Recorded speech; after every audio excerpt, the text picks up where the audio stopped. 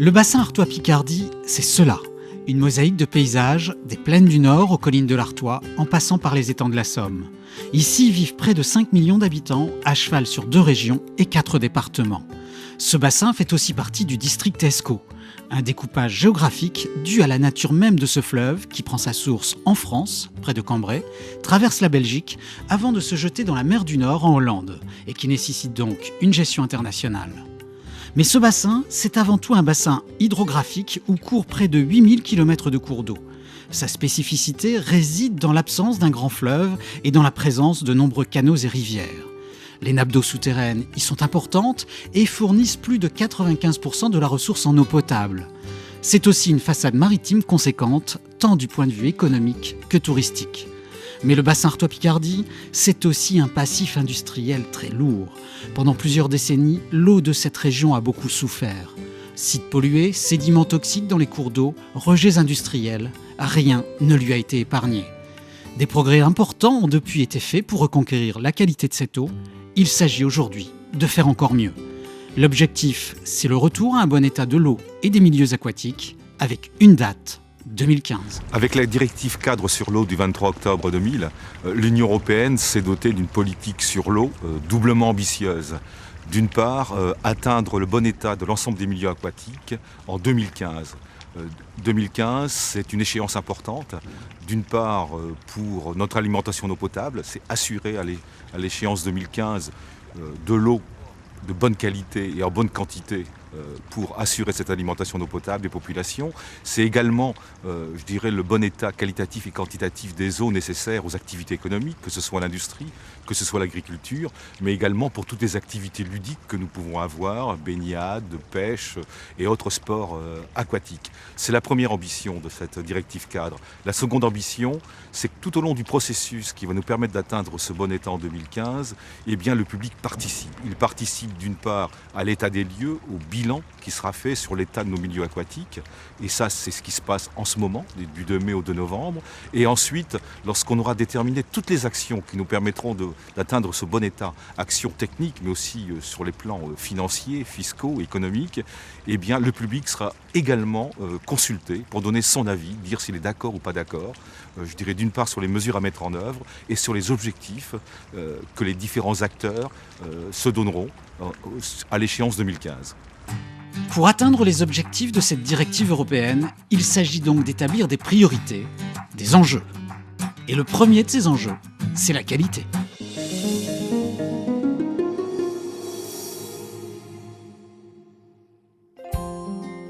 En termes de qualité d'eau, on peut dire de Michel Rimet qu'il est à sa façon un spécialiste. Producteur de cresson depuis 40 ans, son travail nécessite une eau irréprochable. C'est une plante qu'il faut une eau pure. Si c'est une eau polluée, ça ne va pas se développer. Dans le temps, dans les fossés, moi je n'ai pas connu ça, mais les vieux disaient toujours qu'il y avait plein de cressons partout. Maintenant, on n'en voit plus. Cette eau, comme dans toutes les cressonnières, il va la chercher dans la nappe phréatique grâce à des puits artésiens. Il faut qu'elle soit comme elle doit être, c'est tout. Il ne veut pas y avoir trop de nitrates, il ne va pas y avoir surtout d'insecticides, de pesticides, mais si dans la région on n'a pas. Michel est confiant dans la nappe phréatique, mais ce qui est le cas ici ne l'est pas partout. Au contraire, toutes les mesures le montrent, la qualité des eaux souterraines se dégrade. En cause, les nitrates bien sûr, leur concentration a pratiquement doublé en 40 ans. Mais aussi tous les produits phytosanitaires utilisés en agriculture ou pour le traitement des espaces verts. Ici, à l'Institut Pasteur, une simple analyse permet de trouver 7 molécules. C'est de l'atrazine, un herbicide. Aujourd'hui, on ne sait pas comment dépolluer ces nappes phréatiques. Il faut donc les protéger. Cela passe par la protection des champs captants, souvent menacés par l'urbanisation. L'une des solutions, c'est l'achat et le gel de ces terrains par la plantation d'arbres. Pour les eaux de surface, il en va tout autrement. Dans les années 70, la situation était catastrophique.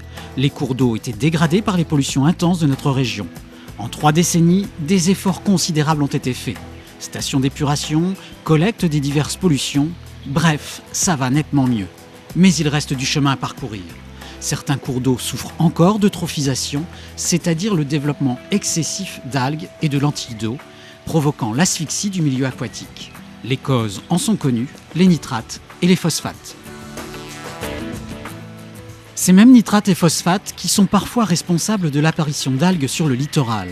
Un littoral qui a cependant vu la qualité de ses eaux de baignade s'améliorer très nettement, grâce là aussi au développement des stations d'épuration et à la réduction des rejets.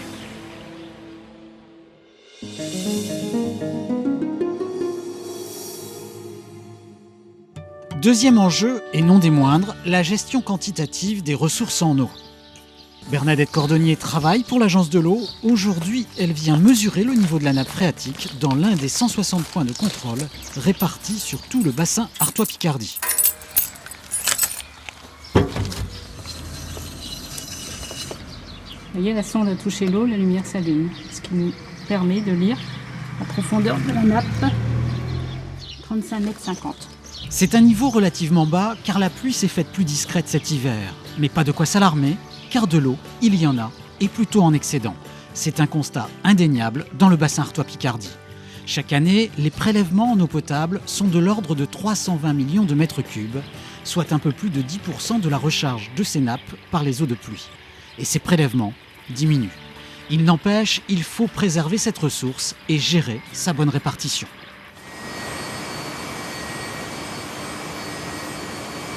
Nous sommes chez Stora Enso à Corbehem. Ici, on produit 550 000 tonnes de papier par an. Et pour fabriquer du papier, il faut de l'eau, beaucoup d'eau même. 14 millions de mètres cubes par an qui sont prélevés dans la rivière voisine, la Scarpe. Une eau qu'il faut ensuite dépolluer avant de la rendre au milieu naturel. Cette dépollution a un coût financier et écologique, alors tout naturellement, ici on a entrepris d'économiser. Économie sur le process de fabrication d'une part, en recyclant 90% de l'eau sur les machines. Économie aussi sur les prélèvements. Il y a encore une vingtaine d'années, nous consommions 1 million de mètres cubes d'eau de forage, donc d'eau de la nappe phréatique. La nappe phréatique qui est la ressource d'eau potable dans la région. Et nous avons volontairement, sans aucune incitation de qui que ce soit, décidé d'abandonner l'utilisation de cette eau pour préserver la ressource naturelle de l'eau de la nappe. Il nous a fallu 20 ans, mais désormais, depuis le début de l'année, le prélèvement d'eau de forage est zéro. Nous n'utilisons plus que l'eau de la Scarpe. Cette prise de conscience des industriels ne suffit pas. La bonne gestion de l'eau demande que l'on s'attaque aussi à l'entretien des réseaux en eau potable. Il peut arriver par endroits que les fuites entraînent une perte de 25 à 50%. C'est évidemment beaucoup trop. Mais le trop, c'est aussi ce qui peut arriver dans la gestion des ressources. C'est le trop-plein, le risque d'inondation. Lorsque le ciel se met à nous jouer des tours, les conséquences peuvent parfois être catastrophiques. On l'a vu par le passé avec la Somme, mais ce n'est pas le seul cours d'eau à risque dans le bassin. La Lys est à ce titre aussi exemplaire. Lorsque l'orage éclate, la tendance est encore à l'évacuation au plus vite de ce surplus d'eau vers la rivière. Une solution qui est de loin la pire. Car pour ce qui n'est encore, ici en amont, qu'une petite rivière, la suppression des méandres, la trop forte canalisation en aval font de la Lys une rivière à fort risque d'inondation. Faute d'avoir su gérer ces eaux pluviales dans les zones urbaines, il faut donc aujourd'hui recréer des bassins d'expansion de crues.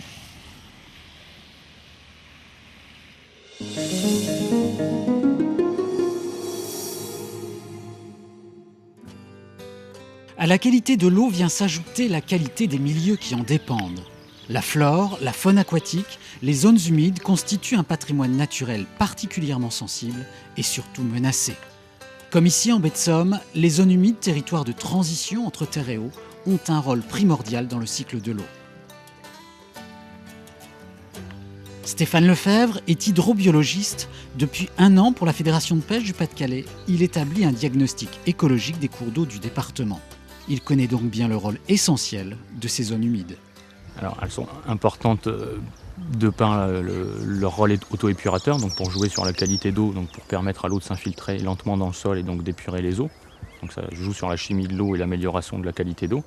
Et elles ont un rôle au niveau de la vie aquatique ou subaquatique, donc toutes les plantes qui sont associées à ces milieux-là, et toutes les espèces animales, donc les invertébrés ou les poissons qui vivent également dans ces milieux-là, qui ont besoin de ces milieux-là pour assurer leur cycle de vie.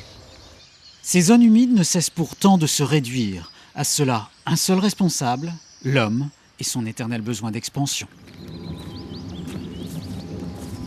Donc, typiquement ici, on est en bordure de la rivière du Landsberg, donc on constate qu'on a une zone humide en rive droite qui avant était connectée à cette rivière et qui permettait la reproduction des espèces telles que le brochet. Et aujourd'hui, on constate qu'en fait, on a la rivière d'un côté avec un niveau maintenu de façon artificielle, un petit passage, un chemin de halage en bordure de cette rivière et la zone humide. Donc il n'y a plus de connexions hydrologiques qui peuvent se faire entre cette rivière et la zone humide. Donc là, on constate bien l'influence de l'homme sur le fonctionnement du milieu naturel. Ceci étant, on pourrait imaginer de remettre en connexion cette zone humide par un petit système de pont installé sur le chemin de halage, donc qui permettrait une connexion entre la rivière et la zone humide. Autre calamité pour la vie aquatique, les barrages.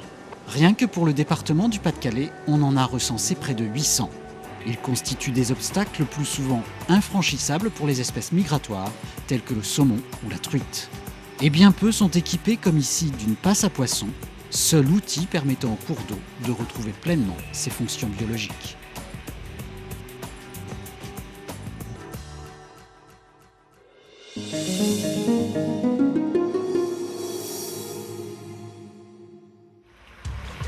De l'eau de qualité et en quantité suffisante, des milieux aquatiques protégés, tout cela ne peut avoir de sens que si chacun se mobilise, et cette mobilisation ne s'obtient que par la concertation, ce qui est, là aussi, un enjeu important. Des réunions comme celle-ci, Alain Strebel ou ses collaborateurs de l'Agence de l'eau en font beaucoup, que ce soit au niveau régional ou local. En effet, la loi sur l'eau de 1992 avait déjà prévu la concertation par la mise en place des SDAGE et des SAGE, schémas d'aménagement et de gestion des eaux. Il s'agit de régler les conflits liés à l'eau en réunissant tous les utilisateurs, tous les acteurs de l'eau. Il y a du trafic ici. Bon, en ce moment, ça marche bien. C'est bien. Allez, bonne journée. Au revoir.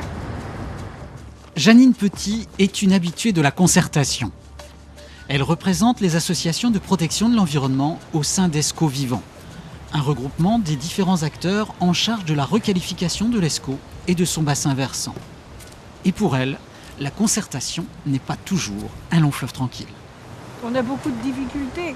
Vous rencontrez des maires qui se vexent parce qu'on veut et qui croient que c'est une atteinte à leur personne quand on veut sauver une zone humide et quand on dit que c'est une zone inondable et qu'il ne faut pas construire. Cependant, pour Janine, cette concertation est un outil indispensable.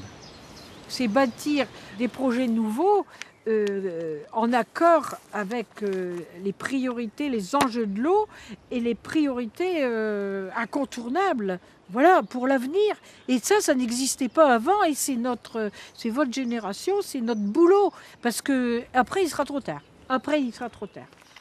Cette concertation au niveau local est donc primordiale, mais elle ne suffit pas. Cette ressource commune qu'est l'eau ne connaît pas de frontières.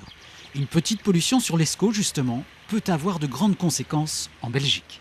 Ici, près de Courtrai, cette usine d'eau potable puise sa matière première dans le fleuve qui prend sa source en France. La concertation est donc là aussi nécessaire. Et c'est le rôle d'Arnould Lefébure. Il est secrétaire général de la Commission internationale de l'Escaut. C'est à ce titre qu'il rend régulièrement visite aux différents responsables de la Société flamande de l'eau. Sa mission est de faire en sorte que la qualité du fleuve ne soit jamais une source de conflit de part et d'autre de la frontière. Se concerter pour que l'eau soit toujours disponible pour tous en permanence et avec la qualité nécessaire selon les besoins. Respecter le cycle de l'eau, voilà ainsi défini les différents enjeux qui permettront d'atteindre les objectifs de la directive cadre européenne. Reste à définir le rôle de chacun. Si on veut gérer l'eau, s'occuper de l'eau, réparer l'eau, il faut partir du principe qu'il faut d'abord savoir quel est l'agent coupable. Et très honnêtement, on est tous coupables. Tous coupables. Le citoyen est coupable, parce que depuis des années, il considérait que l'eau, ça ne coûtait pas cher et qu'il y en avait plein. Les élus sont coupables, parce que les élus sont des obsédés du goudron. Les élus sont des obsédés de l'aménagement du territoire et que l'eau était un problème mineur. L'ensemble de la société est coupable. Alors si jamais on veut trouver des solutions, elles sont multiples, il y a des milliers de solutions. Mais les acteurs pour les solutions, ce sont l'ensemble des acteurs de la société. C'est-à-dire, le citoyen doit se mobiliser, l'élu local doit se mobiliser, l'État doit se mobiliser. Tout le monde doit aller vers une démarche collective qui fait qu'on va réparer les dégâts. On va arrêter de faire des bêtises et surtout réparer les dégâts pour préparer l'avenir. Je crois que c'est surtout ça essentiel. Et on ne peut pas dire qu'un tel ou un tel a plus de devoirs que les autres. Nous avons tous les mêmes devoirs vis-à-vis de l'eau et vis-à-vis de l'environnement.